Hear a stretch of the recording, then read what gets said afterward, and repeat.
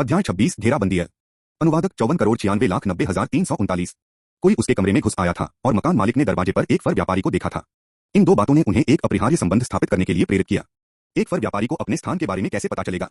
वह न तो चोर था, न ही वह फर विक्रेता हो सकता था। केवल फरार वांछित अपराधी ही जानता था कि वह कहाँ रहता है। एक अपराधी का दिन के समय बाहर आने का साहस करना वास्तव में अपमानजनक है। वू हेंग के दिल में आपकी उत्तेजना और चिंता एक साथ बढ़ी। उसे इस बात की चिंता थी कि उसे फिर से निशाना बनाया जा रहा है और इस बात की उत्सुकता थी कि अब दूसरा पक्ष कोई कदम उठाएगा। उसने विरोधी पक्ष के इरादे भांप लिए थे। वह इस अवसर का उपयोग मामले को सुलझाने और खतरे को खत्म करने के लिए कर सकते हैं। अपना बैग उठाते हुए उसने मकान मालिक से कहा, मुझे कुछ काम निपटाना है, मैं जा रहा हूँ। हम उन फरों को कमरे में मत लाना, हम उन्हें संभाल नहीं सकते, वे बस गड़बड़ कर देंगे। मकान मालिक ने जवाब दिया, मैंने तो बस किसी और के लिए पूछा था। वह भीड़भाड़ वाले क्षेत्र से निकलकर केंद्रीय क्षेत्र की ओर बढ़ गया। ज्यादा संभावना यही थी कि वह कोई वांछित अपराधी था। उसे एसोसिएशन को सूचित करना था। अब एक समूह है, वह ऐसे मामलों को अकेले नहीं झेल सकता। Professions association. कई पेशेवर लोग अभी भी हॉल में एकत्र थे। कुछ लोग काउंटर पर काम निपटा रहे हैं, कुछ लोग विश्राम क्षेत्र में बातचीत कर रहे हैं, यहाँ तक कि कुछ लोग अपने पालतू जानवरों को खाना खिला रहे हैं। कपड़ों और पालतू जानवरों से ऐसा प्रतीत होता है कि वह संभवतः एक रेंजर था। कैबिना ने संकेत दिया था कि रेंजर्स पालतू जानवरों को पालते हैं, जिनके साथ वे थोड़े समय के लिए अपनी दृश्य और श्रवण इंद्रियों को साझा कर सकते हैं। यह निगरानी और सूचना एकत्र करने का एक महत्वपूर्ण तरीका था। चारों ओर नजर दौड़ाने के बाद उन्होंने बिना देर किए गलियारे से होते हुए सीधे अपनी टीम के विश्राम स्थल की ओर बढ़ गए। दरवाजा खोलने पर पता चला कि अंदर कोई नहीं था। प्रशिक्षण कक्ष की जांच करने के बाद भी कैप्टन ऑट्रक और कैबिना कहीं नहीं मिले। वह नहीं। क्या वे किसी मिशन पर गए थे या वे एसोसिएशन में नहीं थे? अगर यह कोई मिशन था तो उन्हें मुझे भी साथ लाना चाहिए था। शायद वे यहाँ नहीं थे। वो हेंग की तरह पहले मिशन के बाद वह कभी यहाँ नहीं आया था। वह मुख्य हॉल के कार्यालय क्षेत्र में वापस गए और एक कर्मचारी से पूछा कि क्या कैप्टन ऑट्रक आज आए थे। क्षेत्रीय कार्य में लगे उनके जैसे लोगों के अलावा अन्य कार्यों को बनाए रखने के लिए एसोसिएशन में कई कर्मचारी सदस्य भी थे। वे डेस्क कर्मचारी थे। कर्मचारियों ने उसकी ओर देखा और कहा, दोपहर। कैप्टन ऑट्रक और मिस कैबिना दूसरे समूह के साथ चले गए हैं। वे इस समय एसोसिएशन में नहीं हैं। अरे, वे इस समय चले गए। दूसरी टीम में 5 लोग थे, चौथी टीम में सिर्फ 3। वह वहां भी नहीं था। वे क्या कर रहे थे? वे कब वापस आएंगे? मुझे यकीन नहीं है। क्या आप जानते हैं कि टीम 2 उन्हें कहाँ ले गई? यह किसी मिशन से संबंधित होना चाहिए। वो हेंग ने सिर हिलाया, लेकिन कुछ और नहीं कहा। वह बस बुलेटिन बोर्ड के पास गया और उस पर लगे ढेरों इनामों पर नजर डाली। वांछित अपराधियों की संख्या बढ़ गई थी। इन चित्रों में वह किसी भी परिचित चेहरे को नहीं पहचान सका। वह अपनी टीम के विश्राम कक्ष में वापस आए और सोफे पर बैठकर अगले कदमों पर विचार करने लगे। यदि वह वांछित अपराधी होता तो वे स्पष्ट रूप से बताने का साहस नहीं करते। वे संभवतः रात में ही आगे बढ़ेंगे, जब वहां ज्यादा लोग नहीं होंगे। ऐसा नहीं था कि कप्तान और कैबिना के बिना उनके पास कोई विकल्प नहीं था। यदि वे दोनों आपस में उलझ गए तो वह शेष कंकाल योद्धाओं का उपयोग नहीं कर सकेगा। क्या वे आज रात मुझे ढूंढने आएंगे? यदि वे आज रात नहीं आए बल्कि परछाई से उसका पीछा करते रहे तो उससे निपटना मुश्किल हो जाएगा। उन्हें पहले एसोसिएशन को सूचित करना था। यदि वह आज रात नहीं गए तो अच्छा होगा कि एसोसिएशन ब्लैकस्टोन टाउन को अपनी खोज को मजबूत करने के लिए सूचित कर दे। यदि वे आज रात पहुंच जाएं तो वह जोखिम की परवाह किए बिना सीधे समस्या का समाधान कर सकते हैं। जब उसने अपने विचारों को सुलझाया, उसने मेज पर एक नोट छोड़ा, अपना बैग उठाया और चला गया। रात हुई। कोहरे जैसी चांदनी में एक भूरे पंख वाला उल्लू गश्त कर रहे गार्ड को धीरे धीरे पीछे हटते हुए देख रहा था। इस बीच पास की एक संकरी गली में किसी ने कहा, गार्ड चले गए हैं। इसी समय 2 और आकृतियां खड़ी हो गईं। उन्होंने एक दूसरे की ओर देखा, बिना कुछ कहे बातचीत की और फिर पीली चांदनी में आगे बढ़ गए। उस पार गली में उनमें से एक ने एक उल्लू को दूर गली के प्रवेश द्वार पर बैठने का आदेश दिया, जबकि अन्य 3 तेजी से दरवाजे पर पहुंचे और आगे बढ़ने की तैयारी करने लगे। एक क्लिक की आवाज के साथ दरवाजे का ताला आसानी से खुल गया। अंदर का कमरा धुंधला और शांत था। वे सावधानीपूर्वक कमरे में दाखिल हुए और अपने पीछे दरवाजा बंद कर लिया। उन्होंने इधर उधर नहीं खोजा बल्कि सीधे शयन कक्ष की ओर चल पड़े। व्यक्ति को पकड़े, वस्तु का स्थान पता करें, फिर उसे मार डालें। यह इतना सरल था कि उन्हें अगले गश्ती दल के आने से पहले ही यह काम पूरा करना था। शयन कक्ष में प्रवेश करते हुए उन्होंने बिस्तर पर लेटी मानव आकृति को देखा और खंजर को मजबूती से पकड़ लिया। जैसे ही वे अगला कदम उठाने वाले थे, अचानक उनके शरीर में भय और ठंड का एहसास हुआ। उनके वर्षों के अनुभव ने उन्हें आसन्न खतरे का तुरंत आभास करा दिया। बिना किसी हिचकिचाहट के वे जमीन पर लौटने लगे। झनकार। जहां वे पहले खड़े थे वहां 2 क्रॉसबो तीर दागे गए। अपने शरीर के स्थिर होने की प्रतीक्षा किए बिना उन्होंने अपनी छोटी तलवारों को पीछे की ओर घुमाया, जिससे उनकी तेज धार मंद प्रकाश में चांदी की चाप बना रही थी। वे पीछे से आ रही लोहे की तलवार से टकरा गए, जिससे एक चकाचौंध कर देने वाली चिंगारी निकली। छायादार कमरे में वे धुंधले ढंग से देख सकते थे कि सामने 1 दर्जन से अधिक आकृतियां खड़ी थीं, जो प्रवेश द्वार को अवरुद्ध कर रही थीं। ठंडी चांदनी खिड़की से अंदर आ रही थी। उनके शरीर के माध्यम से पसलियों की हड्डियों की उल्टी छाया प्रदर्शित होती है। मरे हुए। उनकी आंखें अविश्वास से चौड़ी हो गईं। कवच पहने कुछ अग्रिम पंक्ति के सैनिकों को छोड़कर बाकी सभी केवल कंकाल मात्र थे। क्या हम गलत जगह पहुंच गए? इस कमरे में इतने सारे मरे हुए लोग क्यों हैं? उन्हें यह भी एहसास हुआ कि उनकी उपस्थिति का पता शुरू से ही चल गया था। वे तो बस उनके स्वयं आने का इंतजार कर रहे थे। फिर भी वे शांत रहे। ऐसा कौन सा अपराधी था जिसने जिंदगी की कड़वाहट का स्वाद नहीं चखा हो? मुश्किल वक्त में आत्मसमर्पण करने से मौत और भी तेज हो जाती है। मौत तक की लड़ाई अभी भी आशा की एक किरण प्रदान कर सकती है। चलो भागते हैं, उनमें से एक चिल्लाया। उसके आदेश पर अन्य 2 ने अपने हथियार उठाए और आगे बढ़े। उनके हताश प्रयास को देखकर वो हेंग पीछे हट गया और आदेश दिया, हमला करो। कंकालनुमा टेडी जमीन से उछला और 3 से 4 मीटर की दूरी तक छलांग लगाते हुए पीछे खड़ी आकृति की ओर झपटा। इसके साथ ही जियानी और जियानेर ने साधारण कंकाल योद्धाओं के एक समूह का नेतृत्व करते हुए आगे बढ़ना शुरू कर दिया। क्षण भर में कमरा झड़पों और युद्ध की आवाजों से गूंज उठा। धमाका। डाकुओं के नेता ने सामने वाले कंकाल को लात मारकर गिरा दिया। उसकी निगाहें तेजी से कमरे में घूमी और अंत में कोने में एक गैर डाकू आकृति पर टिक गईं। एक ठंडी फुसफुसाहट के साथ, मर जाओ। मरे हुए लोगों से निपटना मुश्किल हो सकता है, लेकिन समाधान सरल था। नेक्रोमेंसर को मार दो और बुलाए गए मरे हुए लोग स्वयं ही तितर-बितर हो जाएंगे। अपने लक्ष्य की पहचान करने के बाद उसने अपनी तलवार लहराई और हमला कर दिया। वू हेंग ने अपने हमलावर की ओर देखा और उसकी ओर पानी की एक गेंद फेंकी। डाकू ने अपनी तलवार से पानी की गेंद को काट दिया, लेकिन इस प्रक्रिया में उस पर संक्षारक अम्ल छिड़क दिया गया, जिससे उसका चेहरा सड़ने लगा। जैसे ही उसकी विकृतियां विकृत होने लगीं, उसकी आगे की गति रुक गई। पफ! उसकी छाती से दर्द की लहर उठी। एसिड के कारण धुंधली हो चुकी दृष्टि में किसी व्यक्ति ने उसकी छाती में एक छोटा भाला घोंप दिया था। धत तेरी की! डाकू ने शाप दिया। उसी समय उसके कानों में एक चुभती हुई आवाज गूंजी। उसने बचने की कोशिश की, लेकिन उसकी हरकतें सुस्त थीं। पफ! मांस में ब्लेड घुसने की आवाज एक बार फिर गूंज उठी। एक तेज खंजर उसकी गर्दन में घुस गया, जिससे ताजा खून फव्वारे की तरह फूट पड़ा। डाकू का शरीर धीरे धीरे जमीन पर गिर पड़ा। जैसे ही जियानी ने अपनी तलवार उसके शरीर से निकाली, वह तुरंत दूसरे दुश्मनों पर हमला करने के लिए मुड़ा। पीछे की ओर लड़ाई धीरे धीरे समाप्त होने लगी। खून से लथपथ एकमात्र जीवित डाकू को घसीटकर ले जाया गया। तुम मेरे कमरे में क्या ढूंढ रहे हो? अध्याय 27। आपने यह कैसे किया? एक अनुवादक 54,96,90,339। कमरा धुंधला था और खून की तेज गंध से भरा हुआ था। अपराधी को दुर्बल हालत में उसके सामने लाया गया। तुम यहाँ क्या ढूंढने की कोशिश कर रहे थे? वू हेंग ने पूछा। अपराधी ने बहुत सारा खून बहाया और दांत पीसते हुए बोला, अगर मैं तुम्हें बता दूं तो क्या तुम मुझे जाने दोगे? क्या आपको लगता है कि आप अभी भी चल सकते हैं? निष्पक्ष व्यापार, आप मुझे जाने दीजिए, मैं आपको बताऊंगा कि हम क्या खोज रहे थे। वह अपने घर पर वध करने आता है और निष्पक्ष व्यापार की बात करता है। क्या आप बेसन से सांप के सिर वाला नोट लेने आए थे? वू हेंग ने आगे कहा। जब बेसन को पहली बार मारा गया था। उल्लेखनीय बात यह थी कि नोट पर सांप का सिर था। यद्यपि इसका उद्देश्य अज्ञात था, फिर भी यह एकमात्र अनोखी वस्तु थी। उसे कोई जवाब नहीं मिला, लेकिन हल्की सी झिझक से उसे पता चल गया कि उसने सही निशाना साधा है।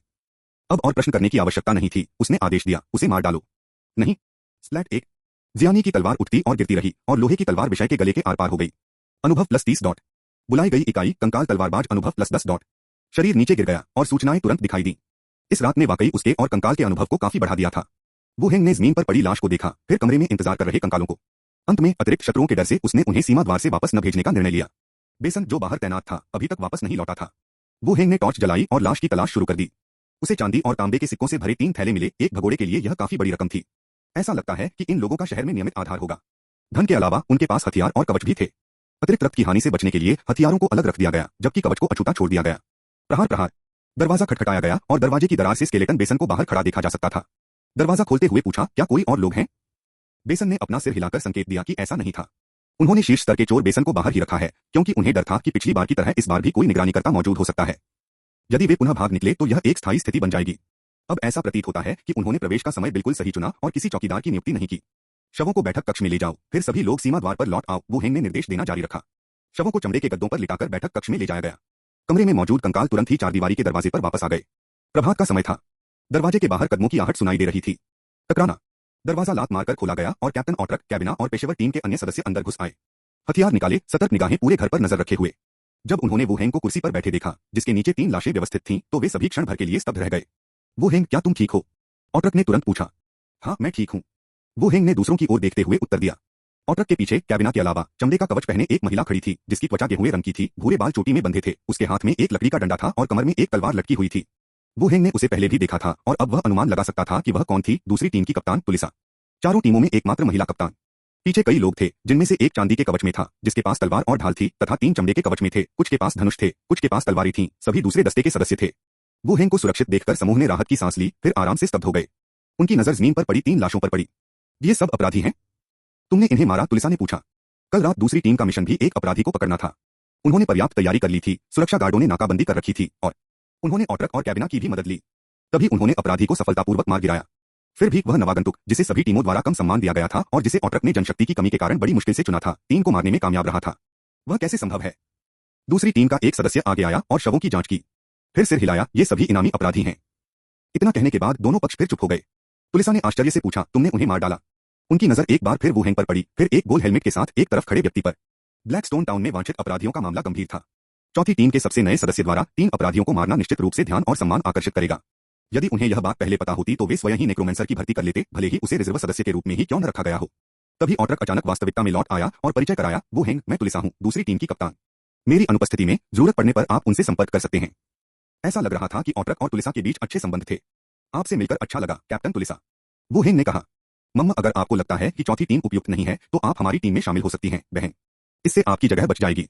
तुलिसा ने मुस्कुराते हुए जवाब दिया। धन्यवाद, लेकिन चौथी टीम अच्छी है। तुलिसा, कृपया तीनों शवों को ले जाने में मदद करो। कैविना, वू हेंग को वापस गिल्ड में ले जाओ ताकि पता चल सके कि वह घायल तो नहीं है। ऑट्रक ने वू हेंग को फुसलाने की बाकी कोशिशों को तुरंत रोक दिया। तुलिसा ने सिर हिलाया और उसके पीछे से किसी ने शवों को लपेटने और ले जाने के लिए बॉडी बैग निकाला। कैविना ने बाहर एक गाड़ी बुलाई और वू हेंग को गिल्ड में ले गई। गाड़ी पर कैविना ने अपनी लंबी टांगें क्रॉस करके उसकी तरफ देखा और सुझाव दिया, आप सेंट्रल डिस्ट्रिक्ट में एक घर किराए पर लेने पर विचार कर सकते हैं, वहां ज्यादा सुरक्षित रहेगा और गिल्ड के भी पास होगा। उसने पहले भी इस बारे में सोचा था। क्योंकि अब उसके पास कुछ पैसे थे, इसलिए वह एक बेहतर मकान किराए पर ले सकता था और अपनी जीवन स्थिति में सुधार कर सकता था। लेकिन यह विचार हमेशा से एक योजना मात्र ही रहा है और इस पर अभी तक कोई कार्य नहीं किया गया है। भीड़भाड़ वाले इस जिले में हालात भले ही खराब हों, लेकिन इस पर कम ध्यान दिया जाता है और किसी को परवाह नहीं कि आप घर क्या लेकर आते हैं। अपने स्वयं के संचालन के लिए यह आसान है। यदि वह केंद्रीय जिले में होते तो आसानी से ध्यान आकर्षित कर लेते। मैं पहले कुछ और पैसे बचाऊंगा, वो हेंग ने सहजता से उत्तर दिया। तो फिर आप कप्तान से जगह ढूंढने में मदद ले सकते हैं। जरूर। उनके पीछे दूसरे डिब्बे में तुलिसा ने अपने सामने बैठे ऑट्रक की ओर देखा और कहा, तुम भाग्यशाली हो। कल रात तुम्हारी टीम ने जिस अपराधी को मारा है उस पर काफी इनाम रखा होगा। नहीं, मेरा मतलब था कि तुम भाग्यशाली हो कि तुम्हें इतना भरोसेमंद सदस्य मिल गया। तुलिसा ने मुस्कुराते हुए जवाब दिया। दूसरी टीम पहले से ही भरी हुई थी, लेकिन तीसरी टीम के पास इस व्यक्ति को भर्ती करने का अवसर था, लेकिन उन्होंने किसी और को चुन लिया। जब यह खबर गिल्ड में फैली तो उन्होंने सोचा कि क्या तीसरी टीम को एक ऐसे सदस्य को खोने का अफसोस होगा जो अकेले ही 3 वांछित अपराधियों को मार सकता है। हम ऑट्रक ने उदासीनता से जवाब दिया, लेकिन वह अंदर से काफी खुश था। यह यात्रा 3 वांछित अपराधियों को वापस लाने के लिए है। इससे चौथी टीम को निश्चित रूप से बड़ी प्रतिष्ठा मिलेगी। अध्याय 28, जैसा कि सभी जानते हैं, एक अनुवादक 54,96,90,339। चौथे दस्ते का लाउंज। ऑट्रक अंदर आया और हाथ में पकड़ा हुआ पैसों का थैला उसकी तरफ बढ़ा दिया। वांछित अपराधियों के लिए इनाम उन्हें पकड़ने वाली टीम के हिसाब से तय होता है। तुम सबसे पहले यह इनाम ले लो। तुम्हें एक और इनाम भी मिलेगा, एक छोटी सी चीज। तुम उसे थोड़ी देर में रिसेप्शन पर ले सकते हो। मिशन प्रस्तुत करने की विधि उन तीनों के बीच आम सहमति पर आधारित थी। एक दल के रूप में प्रस्तुत करने का अर्थ है कि उपलब्धियों का श्रेय सामूहिक रूप से उन तीनों को दिया गया। यह वो हेंग की सोच के अनुरूप था, क्योंकि 3 वांछित अपराधियों को अकेले मारना कठिन होगा। आधिकारिक तौर पर यह दावा करना कि दस्ते ने यह काम कर दिखाया ज्यादा प्रभावशाली था। जहां तक दूसरे दस्ते को इसकी जानकारी होने की बात है, यह उसके नियंत्रण से बाहर था। इसके अलावा यदि कोई जांच भी करे तो उसे कुछ भी असामान्य नहीं मिलेगा। धन्यवाद टीम लीडर, आज रात मैं आपको डिनर पर आमंत्रित करता हूं, वो हेंग ने विनम्रता से कहा। जरूरत नहीं है, हाल ही में डीकनो ने दस्तों को काम सौंपा है, अपराधियों और बदमाश भाड़े के सैनिकों पर नजर रखने में पहरेदारों की मदद करने के लिए। अभी जश्न मनाने का समय नहीं है। ऑट्रक बैठ गया और अपने लिए एक कप चाय बनाई। एक ट्रैकिंग मिशन। हमारे दस्ते को भी शुरू में काम सौंपा गया था, लेकिन जैसा कि आपने 3 वांछित अपराधियों को मार दिया है, हमने अनिवार्य रूप से अपना लक्ष्य हासिल कर लिया है। अब भाग लेने की कोई आवश्यकता नहीं है, अन्यथा हमें गार्ड के साथ गश्त और तलाशी करने की आवश्यकता होगी, ऑट्रक ने समझाया। ईश्वर, अपनी शांत सेवानिवृत्ति के बाद अब उसे गश्त पर जाना था। 3 आदमियों को मारकर उसने सचमुच बहुत सारी समस्याओं का समाधान कर दिया। तो फिर किसी और दिन चलते हैं, वो हेंग ने आगे बढ़ने से पहले सोचा। टीम लीडर, मैं सोच रहा हूं कि क्या मैं दूसरे कंकाल मिनन के लिए आवेदन कर सकता हूं, वहां बहुत खतरनाक स्थिति है। ऑट्रक ने चाय की चुस्की ली और जवाब देने से पहले एक पल सोचा, मैं इस बारे में डीकन से बात करूंगा। इसे मंजूरी मिलेगी या नहीं, यह हालात पर निर्भर करेगा। ठीक है। ऑट्रक ने सिर हिलाया और पूछना जारी रखा, आपको कैसे पता चला कि वे आपको नुकसान पहुंचाना चाहते हैं? पहले से तैयारी करने में सक्षम होने से संकेत मिलता है कि वो हेंग को पहले से पता था कि वे उसके लिए आ रहे हैं। कैवमा ने भी उत्सुकता से उसकी ओर देखा, उसकी प्रतिक्रिया की प्रतीक्षा में। वो हेंग ने फिर अपने घर में किसी के घुसने का पता चलने और मकान मालिक से बातचीत के दौरान आई समस्याओं का जिक्र किया। मैं पक्के तौर पर नहीं कह सकता, मैं तो बस अंदाजा लगा रहा था कि वे शायद कोई कार्रवाई करेंगे। तुमने उन्हें खुद कैसे मारा? कैविना ने पूछताछ जारी रखी। यह ऐसा सवाल था जिसका जवाब उसे देना जरूरी नहीं था, सबके अपने राज होते हैं। हालांकि वो हेंग ने बहुत पहले ही अपनी व्याख्या सोच ली थी। उन्होंने कहा, मुझे पहले से पता था कि वे कार्रवाई करने वाले हैं, इसलिए मैंने पहले से तैयारी कर ली थी। जब वे अंदर आए तो मैंने घना धुआं छोड़ा। जैसा कि सर्वविदित है, कंकाल आंखों की रोशनी पर निर्भर नहीं होते, अंधेरा और धुआं उनकी दृष्टि में बाधा नहीं डाल सकते। स्केलेटन बैसन ने उन्हें एक एक करके मार गिराया। व्यापक परिचय? इस बारे में कौन जानता था? हमें मरे हुओं के बारे में इतनी गहरी समझ नहीं है। यह बात तो समझ में आ गई, देर रात हुई लड़ाई, पहले से की गई तैयारियों के साथ 3 वांछित अपराधियों का मारा जाना कोई बड़ी बात नहीं लगती थी। फिर भी इसमें कुछ अजीब सा लग रहा था। तीनों ने कुछ देर तक लाउंज में बातचीत की। ऑट्रक प्रशिक्षण कक्ष के लिए रवाना हो गया, जबकि कैविना और वो हेंग भी लाउंज छोड़ने के लिए उठ गए। सामने वाले हॉल में पहुंचकर वो हेंग ने गिल्ड छोड़ने से पहले एक निचले स्तर की वस्तु के अपने इनाम का उपयोग डांसिंग लाइट स्किल पुस्तक के बदले में किया। वाणिज्यिक सड़क हथियारों की दुकान। आज आप क्या खरीद रहे हैं? मांसल और चिकनी त्वचा वाले दुकान मालिक ने मुस्कुराते हुए पूछा। वो हेंग अक्सर दुकान पर नहीं आते थे, लेकिन उन्होंने दुकान मालिक पर अपनी छाप छोड़ी। मैं यहाँ भाले देखने आया हूँ। वे सब यहाँ हैं, देखो तुम्हें क्या पसंद है। बगल की दीवार पर विभिन्न प्रकार के भाले लटके हुए थे। सबसे सस्ते सिक्के की कीमत 4 चांदी और 70 तांबे के सिक्के थी, और सबसे महंगे सिक्के की कीमत 75 चांदी के सिक्के थी। वे प्रकार और लंबाई में भिन्न थे। वो हेंग ने एक नजर डाली और सबसे सस्ते भाले की ओर इशारा करते हुए कहा, मैं इसे ले लूंगा। भाले का अग्रभाग लगभग 40 सेंटीमीटर लंबा था तथा शाफ्ट गहरे रंग की लकड़ी से बना था। हालांकि भाले की कारीगरी को देखते हुए यह बाजार से खरीदे गए भाले से कहीं बेहतर था। दुकानदार ने उसकी तरफ देखा और आगे कहा, यह भाला राख की लकड़ी से बना है, लड़ाई में आसानी से कट सकता है। यह भाला गांव में जंगली जानवरों को भगाने या प्रशिक्षण के लिए उपयुक्त है। मुझे तो बस इसी काम के लिए इसकी जरूरत है। गांव में जानवरों को भगाने के लिए? दुकानदार ने समझकर सिर हिलाया, तो कोई बात नहीं। अगर मैं ज्यादा खरीदूं तो क्या मुझे छूट मिल सकती है? वो हेंग ने हमेशा की तरह पूछा। यह इस बात पर निर्भर करेगा कि आप कितना खरीद रहे हैं। वो हेंग ने सोचा कि वह अवांछित ध्यान आकर्षित किए बिना कितने चित्र ले जा सकता है। मैं 10 से शुरू करूंगा। 10 बहुत ज्यादा नहीं है, छूट भी शायद ज्यादा नहीं होगी। मुझे भविष्य में और जरूरत पड़ेगी और मैं उन्हें खरीदने के लिए यहाँ वापस आऊंगा। दोनों ने थोड़ी देर मोलभाव किया और दुकान के मालिक ने उसे 50 तांबे के सिक्कों की छूट दे दी। पैसे चुकाने के बाद वो हेंग और बैसन भालों को हथियार की दुकान से बाहर ले गए और अपने निवास की ओर चल पड़े। अपने क्वार्टर पर लौटने पर बैसन ने कमरे को साफ किया और फर्श पर लगे खून के धब्बे साफ किए। कल रात की लड़ाई बहुत तीव्र थी। पहले से ही कम फर्नीचर काफी हद तक टूट चुका था, दीवारें और फर्श भी तलवारों के अनेक निशानों से क्षतिग्रस्त हो चुके थे। मकान मालिक जब गंदगी देखेगा तो संभवतः उससे कुछ फर्नीचर के लिए भुगतान करवाएगा। वो हेंग अपनी मेज पर बैठे अपनी नई कौशल पुस्तक को पलटते हुए पृष्ठ दर पृष्ठ पलटते हुए कौशल को अनलॉक करने की प्रक्रिया का पालन करते हुए उसी समय उन्होंने इस दुनिया के जादू को समझने की कोशिश की। यदि वह अतीत में इतना परिश्रमी होता तो शायद उसे किसी प्रतिष्ठित विश्वविद्यालय में प्रवेश मिल जाता। जैसे जैसे समय बीतता गया एक सिस्टम प्रॉम्प्ट प्रकट हुआ, कौशल unlock dancing light skill. Dancing light skill, आप एक फ्लोटिंग लाइट स्रोत बना सकते हैं। एक विचार के साथ उन्होंने डांसिंग लाइट स्किल जारी किया। तुरंत ही प्रकाश की कई किरणें उसके शरीर के चारों ओर घूमने लगी, जिससे एक मंद प्रकाश निकल रहा था। उसने प्रकाश को अपने पास की वस्तुओं पर स्पर्श कराने का प्रयास किया, लेकिन प्रकाश की किरणें वस्तुओं को पार कर उसके चारों ओर घूमती रहीं। ऐसा प्रतीत होता है कि इसे आक्रामक उपकरण के रूप में इस्तेमाल नहीं किया जा सकता। यह काम करता है, इसे टॉर्च की तरह इस्तेमाल किया जा सकता है। अपना जादू दूर करने के बाद उसने साफ सफाई की और बैसन के साथ ज़ोंबी दुनिया की ओर चल पड़ा। छत, उसे स्थानीय इलाके का एक नक्शा मिला जिसे उसने पढ़ने के लिए अपने सामने फैला दिया। साइकिल चलाने के शौकीन एक किराएदार की बदौलत उसके कमरे में कई जगहों के नक्शे रखे थे, जिनमें शहर का नक्शा और उस शहर का रूट मैप भी शामिल था। समुदाय के अधिकांश ज़ोंबीज को हटा दिया गया है।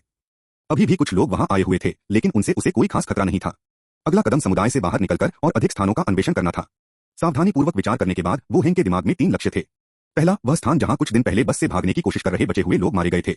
उन्होंने एक कलम का प्रयोग करते हुए उस स्थान को घेरा जहां बस पलटी थी। उन्होंने सड़कों पर दौड़ने के लिए इतना जोखिम उठाया, उन लोगों के मन में निश्चित रूप से कोई गंतव्य था। यह कोई उत्तरजीवी आधार या कोई सुरक्षित स्थान हो सकता है। बस में कुछ सुराग मिल सकते हैं। फिर कलम से उन्होंने दक्षिण पश्चिम और उत्तर की ओर अलग अलग वृत्त खींचे। दक्षिण पश्चिम दिशा में एक पैदल मार्ग है जिसके पास 2 सोने की दुकानें और एक बैंक था। बैंक के पास कितना सोना था यह तो निश्चित नहीं था, लेकिन सोने की दुकानों के पास निश्चित रूप से बहुत सारा सोना था। सोने और चांदी को ब्लैकस्टोन टाउन में वापस ले जाने से वह तुरंत ही एक टाइकून बन जाएगा। उत्तर दिशा में दूसरा घेरा निकटवर्ती पुलिस स्टेशन था। वह जांच कर सकता था कि उनके पास कोई गोलियां हैं या नहीं। ये 3 बिंदु उनके अगले लक्ष्य थे। बस के आसपास एक विशालकाय ज़ोंबी था जो बस को पलटने में सक्षम था, उससे निपटना मुश्किल होगा। पैदल मार्ग पर जाते हुए उसे 3 उत्परिवर्तित कुत्तों का सामना करना पड़ा, जिनकी गति का मुकाबला कंकालों का झुंड नहीं कर सका, जिससे मुकाबला मुश्किल हो गया। इसके बाद पुलिस स्टेशन से बाहर निकला। अगर मुझे कल रात गोलियां मिल जाती तो इतनी परेशानी नहीं होती। कल रात वांछित अपराधियों को चेतावनी दी गई। यदि उसके पास उस समय गोलियां होती तो वह न्याय की मांग करते हुए गोली चला सकता था और क्लिप खाली कर सकता था। तो फिर पुलिस स्टेशन चलो। अध्याय 29, दुकान की छानबीन। अनुवादक 54,96,9339। एक बार लक्ष्य की पुष्टि हो गई। वो हेंग के पास कल के 3 भगोड़ों के हथियार और कवच थे। 10 भालों के साथ लाया गया। वे उसके सामने बड़े करीने से रखे हुए थे। वहां 2 प्रकार के हथियार थे। छोटी तलवारों की एक जोड़ी, 2 एक हाथ वाली लंबी तलवारें और 5 जहरीले धुएं। गरज, ऐसा लग रहा था कि इन भगोड़ों को जहरीले धुएं वाले थंडर्स ले जाना बहुत पसंद था, पता नहीं क्यों। वे लड़ाई के दौरान इनका इस्तेमाल नहीं करते थे। नहीं, ऐसा नहीं है कि वे उनका उपयोग नहीं करना चाहते थे। यहां तक कि अगर वे जहरीले धुएं का तूफान भी छोड़ते हैं तो इसका मुख्य रूप से उन पर असर होगा, और न कि कंकाल। उसकी नजर पुनः हथियारों पर पड़ी। छोटी तलवारों और लंबी तलवारों की शिल्पकला काफी अच्छी थी, प्रीमियम नहीं, लेकिन वो हेंग द्वारा 3 चांदी के सिक्कों में खरीदी गई नियमित लोहे की तलवारों से कहीं बेहतर थी। उन्होंने आत्मरक्षा के लिए छोटी तलवारों का जोड़ा अपने पास रख लिया तथा शेष 2 लंबी तलवारें 2 कंकालों को सौंप दी। हालांकि ये तलवारें आम लोहे की तलवारों से बेहतर थीं, फिर भी ये अपेक्षाकृत साधारण ही थीं। जब युद्ध में लोहे की तलवारों का इस्तेमाल करने की बात आती है तो बेहतर क्वालिटी वाली तलवारों के लिए थोड़ा ज्यादा खर्च करना ज्यादा फायदेमंद होता। हथियारों के वितरण के बाद अगला कदम कवच के 3 सेट आवंटित करना था। कवच की हालत बहुत खराब थी। कंकाल योद्धाओं के अनियमित हमलों के कारण उन पर अनेक खरोंचें थीं, लेकिन इससे कोई फर्क नहीं पड़ता था, ये तो कंकालों को ही पहनने थे। रक्षा में कोई भी वृद्धि, चाहे कितनी भी छोटी क्यों न हो, अच्छी थी। 3 भालाधारी कंकालों को कवच से सुसज्जित करने के बाद फिर उसने 10 और कंकाल योद्धाओं को चुना और उनके हथियारों को बदल दिया। नए खरीदे गए भालों से लैस कंकालों की संख्या अब कुल 15 हो गई। एक बार जब सब कुछ तैयार हो गया तो वो हेंग ने आदेश देना जारी रखा, आगे बढ़ो। मुझे। कंकाल सेना ने उसका पीछा किया और सीढ़ियों से नीचे उतरकर इमारत से बाहर निकल गई। भूतल पर मौजूद ज़ॉम्बी कई बार नष्ट हो चुके थे और रात भर में कोई नया ज़ॉम्बी प्रकट नहीं हुआ था। यह सुनिश्चित करने के बाद कि आसपास कोई असामान्य स्थिति नहीं है, वे उत्तरी द्वार की ओर चल पड़े। 2 इमारतें पार करने के बाद वे उत्तरी द्वार के करीब पहुंच चुके थे। लोहे की बाड़ के बीच से बाहर की स्थिति देखी जा सकती थी। वहां लाशों के छोटे छोटे समूह लक्ष्यहीन रूप से घूम रहे थे और यद्यपि उनकी संख्या कम लग रही थी, फिर भी उनकी कुल संख्या लगभग 20 या 30 थी। यह वही मार्ग था जिससे जीवित बचे व्यक्ति की बस गुजरी थी जब वह बलपूर्वक वहां से गुजरी थी। लेकिन बस यहां पलटी नहीं थी और इस मार्ग पर मौजूद लाशें पूर्व में चौराहे की ओर बहक गई थीं। संभवतः इसी कारण से इस क्षेत्र में बहुत अधिक ज़ॉम्बी नहीं थे। तुम लोग गेट के पास खड़े रहो, वो हेंग ने आदेश दिया। 15 भालाधारी कंकालों ने खुद को आगे की ओर विरल रूप से तैनात किया। उनके भाले फाटक के पास रखे हुए थे। दूर से ही लाशों ने इस ओर हलचल देखी। जब पहला ज़ॉम्बी दहाड़कर उनकी ओर दौड़ा तो एक श्रृंखलाबद्ध प्रतिक्रिया शुरू हो गई। आसपास के ज़ॉम्बी एक एक करके दहाड़ने लगे और उसकी आवाज तेजी से पूरी गली में फैल गई। सभी लाशें एक साथ आवासीय परिसर के द्वार की ओर मुड़ी और अपने दांत निकालकर तथा पंजे फैलाकर उस ओर दौड़ पड़ी। झुक जाओ, हथियार आगे बढ़ाओ। वो हेंग ने जल्दी से 2 कंकालों की स्थिति को समायोजित किया और आदेश देना जारी रखा। वाह! कंकाल झुके हुए थे, उनके भाले उनके सामने फैले हुए थे। दहाड़ दहाड़, कई दर्जन लाशें उनकी ओर दौड़ी, सीधे कंकालों के निर्माण की ओर। लाशों को अपनी ओर आते देख वू हेंग ने अपना हाथ उठाया। ग्रीस कौशल। हवा चिपचिपी हो गई, जिससे जमीन पर 3 से 4 मीटर चौड़ा ग्रीस का एक धब्बा बन गया। धप धप धप। अचानक सभी ज़ॉम्बी फिसलकर मुंह के बल गिर पड़े। पीछे वाले आगे की ओर दौड़ते रहे, जिससे ज़ॉम्बी के गिरने का डोमिनोज प्रभाव पैदा हो गया। ग्रीस कौशल की विशेषता कठिन भूभाग का निर्माण करना था। यह टाइल वाले फर्श पर तेल की एक परत लगाने जैसा है। पलक झपकते ही आक्रमणकारी लाशें लड़खड़ाकर गिर पड़ी, मानो वे लौकी हों। कुछ देर की अराजकता के बाद कुछ लाशें अपने गिरे हुए साथियों के ऊपर से ऊपर चढ़ने में कामयाब हो गईं और सीधे आगे की ओर इशारा करते हुए भालों की ओर बढ़ने लगीं। धम्मा। तेज लोहे का भाला एक ज़ॉम्बी की छाती में घुस गया, जिससे गाढ़ा काला और लाल तरल पदार्थ निकला। धप धप धप। भालाधारी कंकालों ने लगातार अपने भालों से आक्रमण करना शुरू कर दिया और हमलावर लाशों पर हमला कर दिया। अनुभव +6 प्राप्त हुआ। बुलाई गई इकाई कंकाल योद्धा, अनुभव +3। बुलाई गई इकाई कंकाल योद्धा, अनुभव +5। बुलाई गई इकाई। बुलाया गया निकाय कंकाल योद्धा स्तर 2 तक बढ़ा, शक्ति +1। मैं अनुभव प्राप्त करने के संकेत बढ़ने लगे, जो अभी भी कुछ भालाधारी कंकालों पर जमा हो रहे थे। और कुछ नए जोड़े गए स्तर 1 कंकाल योद्धा धीरे धीरे स्तर 2 तक पहुंचने लगे। पहले से ही स्तर 2 पर मौजूद कंकाल भी तेजी से अनुभव अर्जित कर रहे थे। ग्रीस स्किल लगभग 2 या 3 मिनट तक रही, उसके बाद यह पूरी तरह से हवा में वाष्पित हो गई। लेकिन ब्लॉक के सामने खुली जगह में लाशों का एक छोटा सा टीला जमा हो गया था। ऊपर ज़ॉम्बी हमले के लिए कंकालों पर हमला जारी रखने के लिए लाशों के ढेर पर चढ़ना आवश्यक था। धीरे धीरे लाशों की संख्या कम हो गई। केवल कुछ लाशें जिनके निचले अंग कटे हुए थे यहां रेंगती रहीं। वू हेंग ने सुनसान सड़क पर नजर डालते हुए कहा, जाओ उन बचे हुए ज़ॉम्बी को मार डालो। कंकाल टेडी उत्साह से कंकालों के समूह से बाहर कूद गया, जल्दी से कुछ धीरे धीरे रेंगते हुए लाशों की ओर दौड़ा, उन्हें एक एक करके काट डाला और फिर लाशों को वापस खींच लिया। सड़क के दोनों ओर विभिन्न दुकानें थीं। इनमें से अधिकतर फल और सब्जी विक्रेता और रेस्तरां थे। ऐसी दुकानों में खाना ज्यादा दिन तक नहीं चलता था। उनमें से कुछ दुकानों में जाकर देखने पर कुछ रसोई के चाकू और तरबूज काटने वाले चाकू मिल जाते थे, बाकी ज्यादा काम के नहीं होते थे। तलाशी के बाद एक दुकान नजर आई। मेरे पीछे आओ। कुछ कंकाल पीछे पीछे चले और आगे की दुकान में घुस गए। विभिन्न प्रकार के स्नैक्स और इंस्टेंट नूडल्स जमीन पर बिखरे पड़े थे, उन्हें कोई नुकसान नहीं पहुंचा था तथा किसी भी जीवित बचे व्यक्ति ने उन्हें हटाया भी नहीं था। दुकान का मालिक ज़ॉम्बी का सदस्य बन गया होगा। यह पता नहीं कि वह भाग गया या कंकालों के हाथों मर गया। स्टोर की पहली मंजिल पर देखने पर पता चला कि यहाँ चीजें काफी अच्छी तरह से संरक्षित थीं। केवल फ्रीजर में रखी आइसक्रीम पिघली हुई थी और उसे लापरवाही से पैकेजिंग बैग में लपेटा गया था। फिर वह कंकालों को लेकर ऊपर चला गया। दूसरी मंजिल पर कोई शेल्फ नहीं थी, बल्कि वहां शयनकक्ष और गोदाम थे। इसमें इंस्टेंट नूडल्स और पेय पदार्थों के डिब्बों के ढेर लगे हुए थे, साथ ही कुछ स्नैक्स भी थे। यह काफी अच्छा लगा। इन सबको हटाओ, वू हेंग ने निर्देश देना शुरू किया। कंकाल योद्धा दुकान में घुस गए और सामान बाहर ले जाने लगे। वू हेंग सड़क पर नीचे की ओर देखता रहा, बहुत दूर नहीं गया ताकि और अधिक लाशें न खींचे। वह कंकालों को निर्देश दे रहा था कि वे दुकान से स्नैक्स को वापस उनके मूल निवास स्थान पर ले जाएं। फिर वह दरवाजे के सामने बैठ गया और अस्थि हेरफेर कौशल जारी किया। एक एक करके कंकाल उठ खड़े हुए और रोस्टर में शामिल हो गए। मूल निवास पर वापस लौटता है। जो स्नैक्स और पेय पदार्थ वापस लाए गए थे, उन्हें दीवार के सहारे बड़े करीने से रखा गया था। सुपरमार्केट बड़ा नहीं लग रहा था, लेकिन वहां बहुत सारा सामान था। ब्लैकस्टोन टाउन के बिना भी इन सब चीजों के साथ मैं कुछ समय तक खुद को बनाए रख सकता था। वे कहते हैं कि प्रलयकाल में भोजन सोने से भी अधिक मूल्यवान होता है। लेकिन इतने सारे खाने को सोने से कैसे बदला जाए? इतने दिनों बाद भी मुझे कोई जिंदा इंसान नहीं मिला। मैंने देखा कि भागने की कोशिश करते समय केवल एक ही व्यक्ति मरा हुआ था। दूसरे शयनकक्ष को भर दिया गया और फिर कंकालों को सामान को बैठक कक्ष में ले जाने का निर्देश दिया गया। इसके बाद वह कमरे से बाहर चले गए और अपनी 15 सैनिकों वाली भाला सेना को देखा। हाथ से चुने गए कंकालों ने स्वयं बहुत अनुभव अर्जित कर लिया था और हाल ही में हुई लड़ाई के दौरान वे सभी स्तर 2 तक पहुंच गए। स्तर 3 पर 1, स्तर 2 पर 14। दरअसल यह तरीका ज्यादा बुरा नहीं लगता। इसका कोई नकारात्मक असर नहीं होता और इससे कंकालों का स्तर बढ़ सकता है। हम कुछ और भाले और कवच भी खरीद सकते हैं। अध्याय 30 इतने सारे एक। अनुवादक 54,96,90,339। मुझे लगता है कि लाशों से निपटने में भाला तलवार से अधिक उपयोगी है। कम से कम तलवार के लिए तो काटना ही पड़ेगा। भाले के लिए तो ज़ॉम्बी उसमें घुस ही जाएंगे। इसके अलावा भाले की मारक क्षमता लंबी है, जो और भी सुरक्षित है। कई बार के झटकों के बाद ज़ॉम्बी के लिए पास पहुंचना मुश्किल हो जाता है। मैं और अधिक भाले खरीद सकता हूं, लेकिन मैं इन्हें बार बार नहीं खरीद सकता। मुझे कुछ दिन इंतजार करना चाहिए। जब वह यह सोच ही रहा था, कंकाल योद्धा ने सुपरमार्केट खाली कर दिया था। वू हेंग और बेसन ब्लैकस्टोन टाउन लौट आए।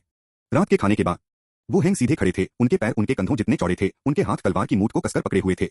जियानी उसके बगल में खड़ा था और तलवार पकड़े हुए उसके हाथ को ठीक करके उसकी कुछ गलत चालों को सुधारने की कोशिश कर रहा था। उसके बाद उनकी गतिविधियां मानक बन गईं। फिर जियानी ने उसके बगल में वही चाल चली और दोनों हाथों से तलवार को नीचे की ओर घुमाया। बुश! ब्लेड हवा को चीरता हुआ नीचे की ओर गिर गया। वू हेंग ने भी उसका अनुसरण किया और अपनी तलवार उठाकर काटने लगा। जियानी ने अपना सिर हिलाकर संकेत दिया कि यह कदम गलत था और फिर से प्रदर्शन किया। वू हेंग ने ध्यानपूर्वक उसे देखा और उससे सीखना जारी रखा। इसके बाद जियानी ने उसे लगातार तलवार लहराने और बुनियादी अभ्यास कराने का प्रशिक्षण दिया। यह गैंगस्टर टीवी श्रृंखला में किसी को हैक करने जितना आसान नहीं था। वह तब तक अभ्यास करता रहा जब तक कि उसकी भुजाओं में थोड़ा दर्द नहीं हो गया। फिर उसने जियानी को छोड़ दिया और आराम करने के लिए बिस्तर पर चला गया। अगले दिन वू हेंग ने संरचना की व्यवस्था करने के लिए कंकालों को फिर से उत्तरी द्वार पर लाया। तुम यहाँ खड़े हो, भाला आगे की ओर मुंह करके, तुम वहां कुछ लोग हो। कल की मुठभेड़ लड़ाई के विपरीत अब पहले से व्यवस्था करने के लिए कुछ समय था। उसने भालाधारी कंकालों को दरवाजे के सामने भाला बनाकर खड़ा कर दिया। जब तैयारियां लगभग पूरी हो गई तो उसने बगल में खड़े बेसन की ओर देखा। ऊपर जाकर एक चक्कर लगाओ। अगर कोई ज़ॉम्बी हो तो उसे यहाँ ले आओ, सावधान रहना। कंकाल बेसन ने सिर हिलाया, कंकालों की भीड़ से बाहर निकला और आगे की ओर दौड़ा। सुरक्षा ब्यूरो ज्यादा दूर नहीं था, फिर भी वहां पहुंचने में थोड़ा समय लगा। खासकर इसलिए क्योंकि सामने एक नया आवासीय क्षेत्र था जहां ज़ॉम्बी का झुंड हो सकता था, इसलिए उसे सावधान रहना था। उन्होंने सबसे पहले दुश्मनों के एक समूह को आकर्षित करने के लिए बेसन को भेजा। जल्द ही उन्होंने बेसन को दूर से भागते हुए देखा। उसके पीछे लगभग 20 लाशें थीं। संख्या अधिक नहीं थी। बेसन तेजी से वापस लौटा, सामने से भालाधारी कंकालों के बीच से गुजरते हुए पीछे की ओर प्रवेश किया। पीछे आ रहे लाशों ने कंकाल जैसी भीड़ को देखकर दहाड़ लगाई और आगे की ओर दौड़ पड़े। पु पु पु। भालों ने लाश को छेद दिया, जिससे चारों ओर गंदा खून फैल गया। प्लस अनुभव +6 प्राप्त करें। बुलाई गई इकाइयां कंकाल योद्धा अनुभव +3 डॉट। लड़ाई जल्दी ही खत्म हो गई। यह कल्पना से भी अधिक सरल था। आगे कोई खतरा तो नहीं है ना? वू हेंग ने पूछा। बेसन ने अपना सिर हिलाया। अपने भाले वापस ले लो, आगे बढ़ो, वू हेंग आदेश देता रहा। सभी कंकाल योद्धा आगे बढ़े, सड़क पार की और दूसरी तरफ चले गए। रास्ते में दोनों तरफ से छिटपुट रूप से दौड़ते हुए आ रहे ज़ॉम्बी एक एक करके मारे गए। वे आगे बढ़ते रहे और एक सामुदायिक सेवा केंद्र से गुजरे। टूटे हुए कांच, फर्श पर खून के धब्बे।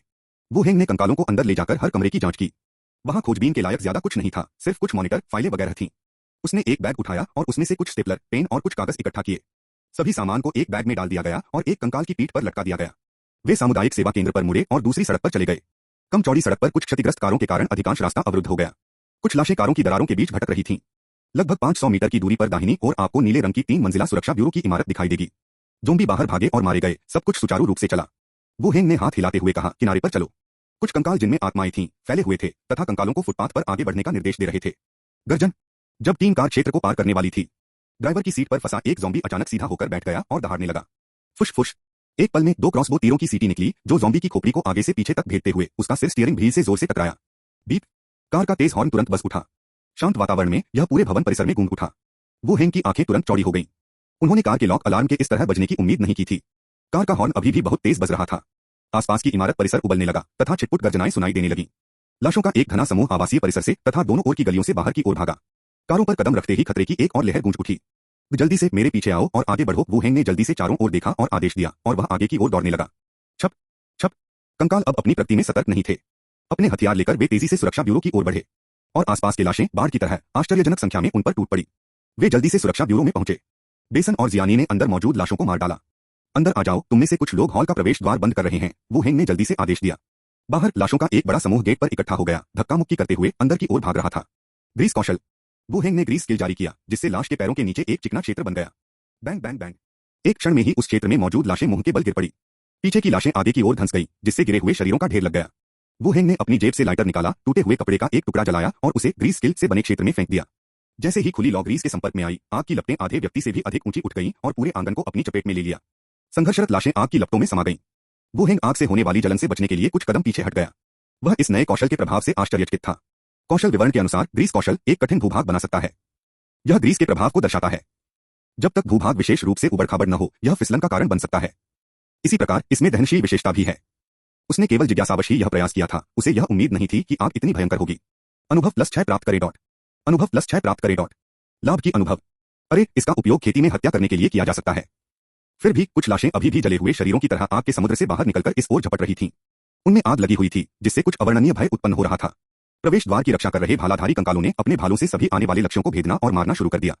तुम लोग यहाँ किले की रखवाली करो, बेसन कुछ कंकाल मेरे साथ ऊपर ले जाओ, यह पुष्टि करने के बाद कि अल्पावधि में कोई खतरा नहीं होगा, वू हेंग ने किनारे की ओर कहा। कई आत्माधारक कंकालों ने अपनी खोपड़ियां हिलाईं। बेसन भी कुछ कंकाल अपने साथ ले गया और वू हेंग के साथ हर कमरे का निरीक्षण करने लगा। उसे यकीन नहीं था कि यहाँ कोई गोलियां हैं या नहीं, लेकिन कुछ तो होंगी ही, है न? उसने एक एक करके सभी कमरे खोले और अंततः एक कमरे में ताला लगा हुआ तिजोरी मिली जो शस्त्रागार जैसी दिख रही थी।